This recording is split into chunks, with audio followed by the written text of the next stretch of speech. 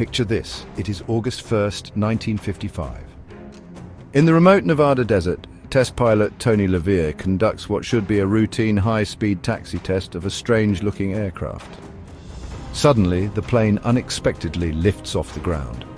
LaVier, caught completely by surprise, finds himself airborne in an experimental craft not yet cleared for flight. "I had no intentions whatsoever of flying," LaVier would later recall, his voice tinged with astonishment. He manages to bring the aircraft down safely, but this accidental first flight of the U-2 spy plane marks the beginning of operations at a facility that would become synonymous with government secrecy, advanced technology, and theories about extraterrestrial visitors. This is the story of Area 51, America's most secretive military base. Welcome to Mysteries Decoders, the channel where we uncover the secrets the world doesn't want you to know. In today's episode, we'll explore one of modern history's most enduring enigmas, Area 51. From its Cold War origins to its reluctant declassification, from technological marvels to alleged extraterrestrial connections, we'll decode the truth behind this legendary base and examine why it continues to captivate our collective imagination. The story of Area 51 begins in the early 1950s, when Cold War tensions between the United States and the Soviet Union were escalating rapidly. The US desperately needed a way to monitor Soviet military developments, particularly their nuclear program. Kelly Johnson, Lockheed chief engineer, who proposed a revolutionary spy plane, the U-2, capable of flying at altitudes above 70,000 feet, beyond the reach of Soviet fighters and anti-aircraft systems. In April 1955, Johnson and CIA officials flew over the Nevada desert, searching for the perfect location. They selected a dry lake bed known as Groom Lake, nestled within the already restricted Nevada test site.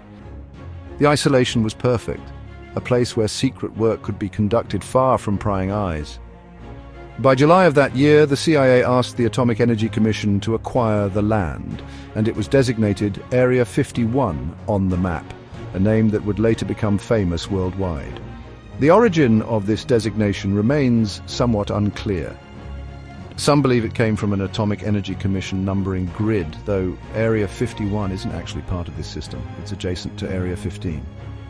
The facility wasn't originally called Area 51. This designation came later. Initially, it was known by several names: Groom Lake, after the dry lake bed; Watertown Strip, after CIA Director Allen Dulles' birthplace; and Homey Airport. But to attract workers to this desolate location, Johnson gave it a more appealing nickname: Paradise Ranch. The name was ironic given the harsh desert conditions, but it stuck and was soon shortened to simply the ranch by those who worked there. The level of secrecy was unprecedented. Workers couldn't tell their families where they worked, mail was routed through Las Vegas, and the airspace became one of the most restricted in the world. But what if the government had more reasons for such extreme measures than simply hiding aircraft technology? What if something happened years earlier that demanded this level of secrecy? In July 1947, just 8 years before Area 51's establishment, something crashed in the desert near Roswell, New Mexico. The Army Air Force initially announced the recovery of a flying disc, only to quickly retract the statement and claim it was merely a weather balloon. This abrupt reversal sparked decades of speculation. Witnesses described unusual debris with properties unlike any known materials: lightweight metal that couldn't be cut or burned, and strange symbols resembling hieroglyphics. Some locals whispered about little bodies being transported from the crash site in military vehicles. These accounts, combined with the military's shifting explanations, created the perfect foundation for what would become America's most enduring UFO controversy. This incident would later become inextricably linked to theories about Area 51's true purpose.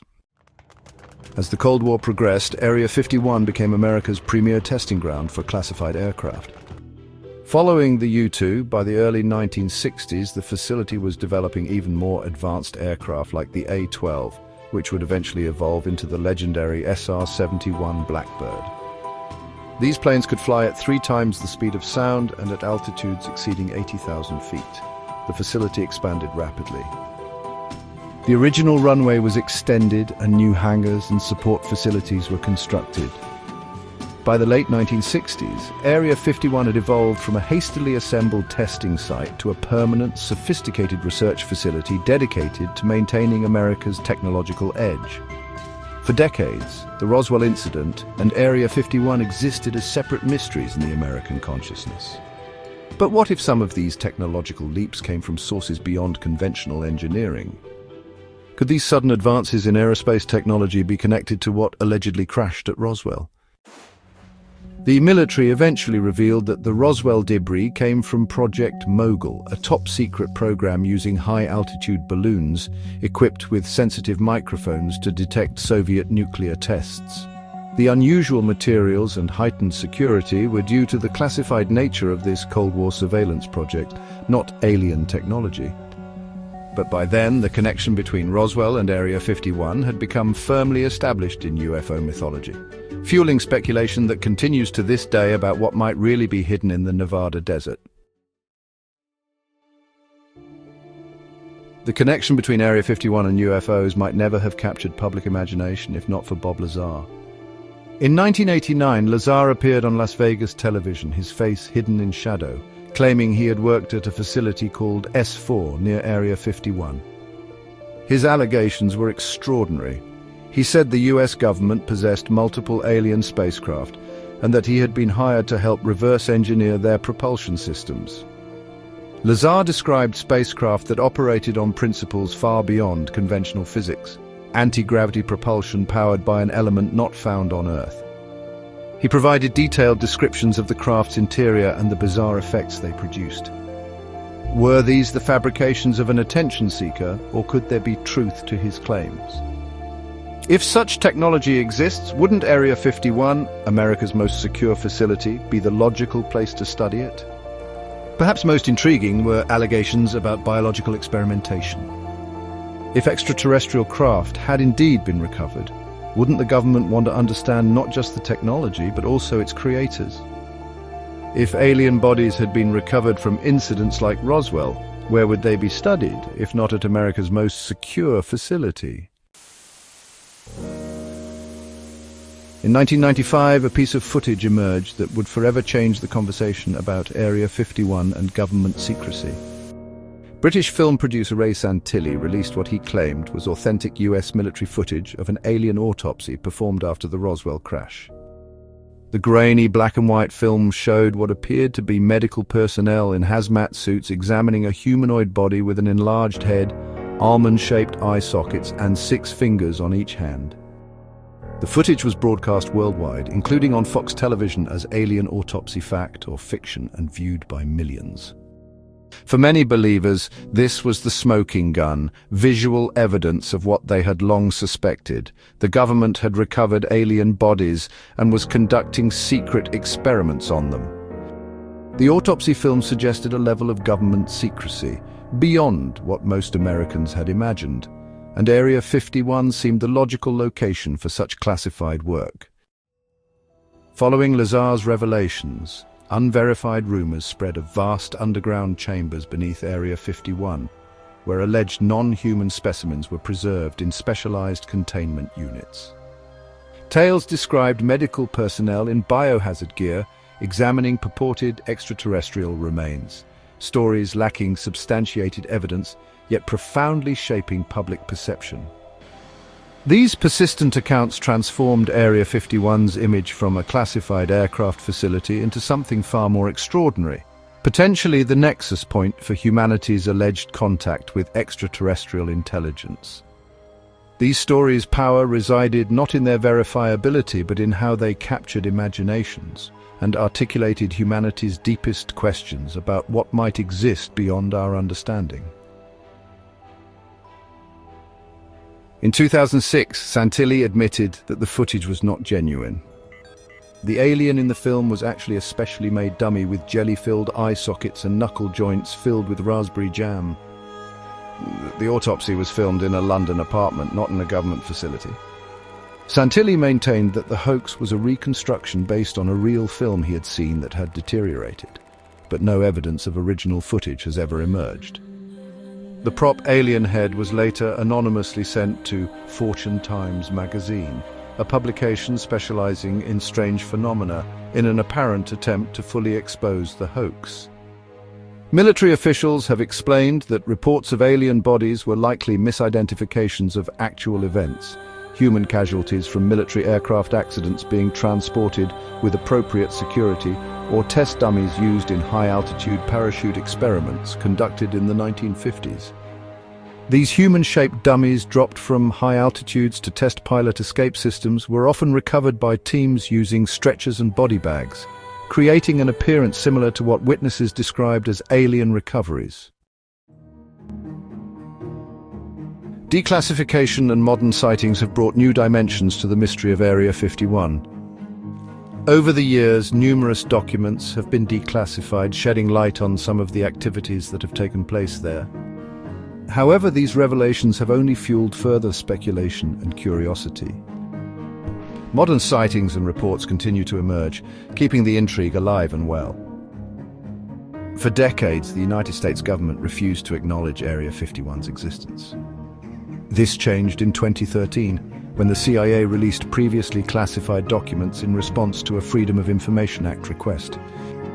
These documents officially acknowledged Area 51 for the first time and confirmed many aspects of its history. They detailed the development of the U-2 and Oxcart programs, the evaluation of Soviet aircraft, and the logistical challenges of maintaining a secret base. But what the documents didn't mention was perhaps more significant than what they did. There was no mention of alien spacecraft or extraterrestrial technology. For UFO skeptics, this omission was telling. If the government was finally opening up about Area 51, surely they would have included information about aliens if such information existed. Yet for believers, the declassification changed little.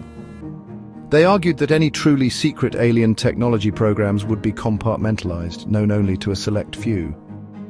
After all, wouldn't acknowledgement of extraterrestrial contact be the most closely guarded secret in human history? In recent years, reports of strange aerial phenomena near Area 51 have surged.